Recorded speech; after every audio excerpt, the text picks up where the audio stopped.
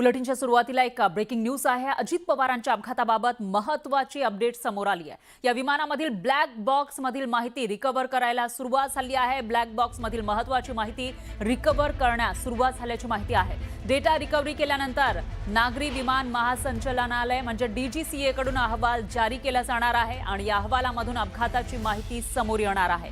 तर ज्या विमानामध्ये अजित पवार बसले होते त्या विमानाचा मागच्या बुधवारी सकाळी अपघात झाला होता आणि त्यामध्ये नेमकं काय घडलं, कशामुळे हा अपघात झाला असा सवाल विचारला जात असतानाच त्या विमानामधलं ब्लॅक बॉक्स ज्याच्यामध्ये व्हॉइस डेटा रेकॉर्ड होत असतो, त्याचबरोबर इतरही माहिती रेकॉर्ड होत असते, त्या ब्लॅक बॉक्स मधील माहिती कलेक्ट करण्यास आता सुरुवात झाली आहे।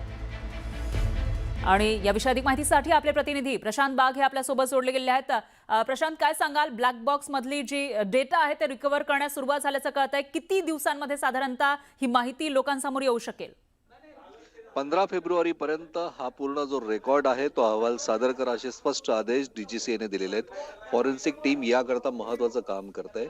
याच्यामध्ये FDR म्हणजे फ्लाइट डेटा रेकॉर्डर हा त्यातला एक महत्त्वाचा पार्ट असतो। ब्लॅक बॉक्स मध्ये दोन महत्त्वाची कारणं आहेत। एक म्हणजे कॉकपिट व्हॉइस रेकॉर्डर, CVR आणि फ्लाइट डेटा रेकॉर्डर। म्हणजे कॉकपिट मधल्या वैमानिकाकडनं शेवटच्या सेकंद पर्यंत झालेलं कम्युनिकेशन हे पूर्ण याच्यात रेकॉर्ड होतं। कॉकपिट मधील पायलटली संवाद, अलार्म आणि इतर आवाज यामध्ये रेकॉर्ड होतात। आणि फ्लाइट डेटा रेकॉर्डर जो FDR यामध्ये विमानाची उंची, वेग, इंजिनाची स्थिती, दिशा अशा अनेक तांत्रिक बाबींची सतत शेवटच्या क्षणापर्यंत नोंद होत असते।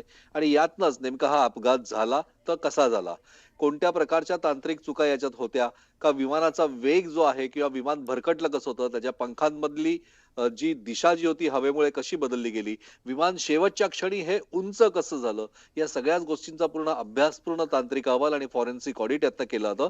आणि DGCA ने जे आदेश दिले ते एकाच वेळेस दोन आदेश दिलेत।